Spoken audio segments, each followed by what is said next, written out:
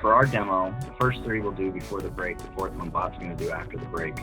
But the STP can be accessed 4 different ways, the 4 that are listed here. The 3 we'll go through will be the first one, self-service for soldiers to pull up their own STP through talent management. The second one would be an HR professional pulling it up from the HR professional view in PeopleSoft, in which case it has its own dedicated tile. And then the third is once you're actually in the STP, you can pull up a search function and search for soldier STPs. This would primarily be the HR professional use case here, but there's a whole slew of different types of filter and search criteria that you could use, and we'll walk through all of those in detail once you're actually in the application itself, so you can pull up other STPs. And then, as I mentioned, when we get to the marketplace demo after lunch, there will actually be an STP button embedded in PeopleSoft. So if you're looking at a soldier's data while you're looking at, looking in PeopleSoft, you can click that button and it'll spawn their STP in another browser tab, so you can look at those two things side by side, both PeopleSoft information as well as the STP for the soldier. So with that, I think we'll cut over to the first demo, the self-service for soldiers demo.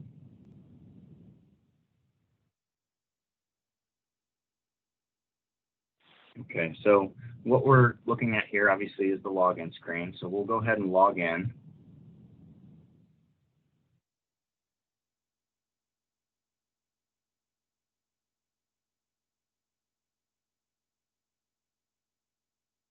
So before we actually navigate in, we wanted to note that the navigation to the soldier's own STP is basically routed through talent management. So it's right there, quickly accessible alongside the other links in the TAM Work Center, which you'll see. So you're in self-service, that's where you land. You click on TAM Soldier Work Center. Go ahead and click on that.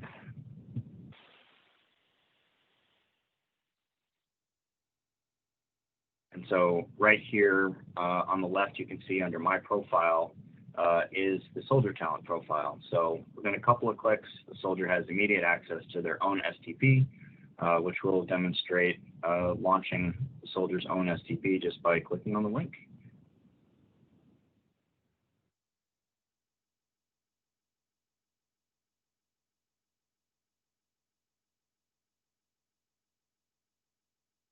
Okay, so obviously you're looking at the web application version of it as it renders in the browser here.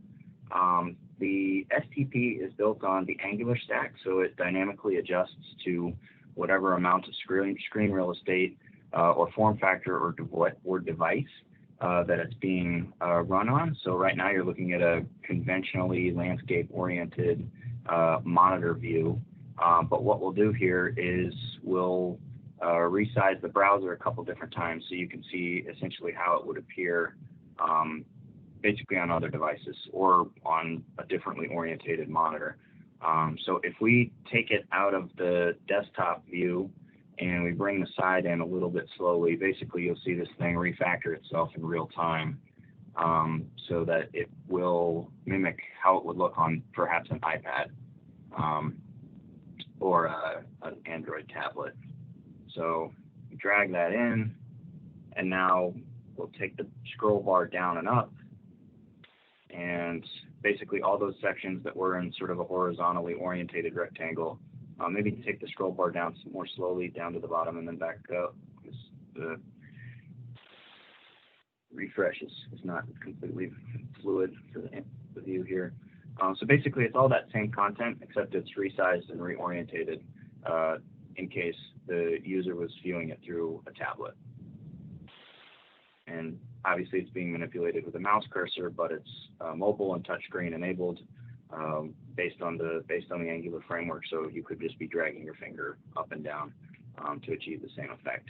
The next form factor would be the mobile phone. So you'll see it says Soldier Talent Profile on the top. That'll abbreviate to STP to account for even less screen real estate if someone was looking at their STP on their phone.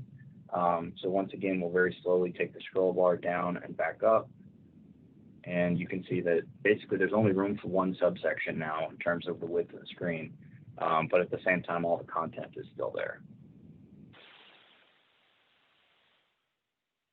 And then in some cases, the section simply is wider than the available screen real estate. So you're going to get a horizontal scroll bar there, which you see the demonstration of that going left and right with the mouse cursor. But again, that would be a sustained down press at the fingertip on a touchscreen device.